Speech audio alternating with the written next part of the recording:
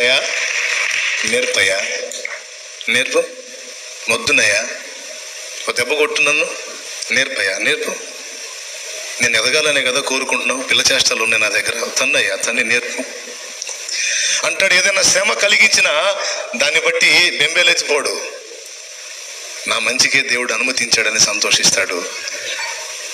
దేవుడు నా కీడు కోరడు అని విశ్వసిస్తాడు కనుక ధైర్యంగా ఉంటాడు. దేవునికి మహిమ. దేవుడు మన జీవితంలో జోక్యం చేసుకుని అనుమతిస్తున్న పరిస్థితులు నువ్వు ఎదిగిన వాటివైతే ఆ పరిస్థితులన్నింటిలో నువ్వు ఎంజాయ్ చేస్తావు. పిల్ల బిడ్డవు అనుకో, నువ్వు ఏడుతో కూర్చుంటావు. దేవుడు కూడా ఏందో నా మీద పగబెట్టినట్టున్నాడన్నా, ఏందో నాకు ఈ పరిస్థితులు ఏందో, నా జీవితం ఏంది ఇట్ట అయిపోయిందని కూర్చొని ఏడుతారు. దొరికిన వాళ్ళు ఏడిపిస్తూ ఉంటారు. కాబట్టి మీరు ఏ జాబితాలో ఉన్నారో మిమ్మల్ని మీరు చూసుకోండి. ఎదిగిన వాళ్ళు అనుకో, దేవుడు జోక్యం చేసుకొని కొన్ని ప్రతికూలతలు అనుమతిస్తే దాని వెనుకున్న ఆంతర్యాన్ని, రహస్యాన్ని గుర్తుపట్టి ఆనందిస్తావు. కృంగిపోవు, కుమిలిపోవు, ముసి నవ్వులు నవ్వుకుంటావు. ఎదురయ్యే ఒడిదుడుకుల దెబ్బకి ఒక దెబ్బ పట్టినా సరే నవ్వు వచ్చింది నీకు, ఫస్ట్ ఏడుపు కాదు. అర్థమైందా? ఎందుకు?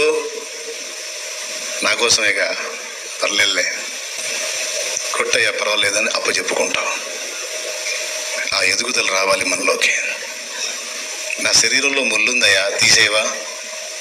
తీయలేదు, ఉండాలా, కొద్దిగా ఆలోచించ ఇబ్బందిగా ఉంది, లేదు ఉండాలి. మళ్ళీ ఒకసారి అడిగాడు, మళ్ళీ 3 సార్లు అడిగాడు, దేవా కొంచెం ఇబ్బందిగా ఉంది, తీసేస్తావా? లేదు, అందరికంటే ఎక్కువ ఇచ్చా నీకు ప్రత్యక్షత, తీసేస్తే నువ్వు తేడా పడతావు, అతిశయించి మళ్ళీ లూసిఫర్ లాగా గర్వించినోడు అవుతావు. పౌలా వద్దులే, నా కృప నీకు చాలు, అది ఉంటుందిలే, ఉండని. సరేలే అయ్యా. ఇంక అడగల, మళ్ళీ 3 సార్లు అడిగాడు, ఇంక అడగల, ఆంధ్ర వదిలేశాడు. ఎదగాలి బిడ్డ, ఎదగాలి. పిల్లకాయల్లాగా ఉండకూడదు బతుకంటే. ఎదిగిన కొడుకు ఆయనను గుర్తుపడతాడు,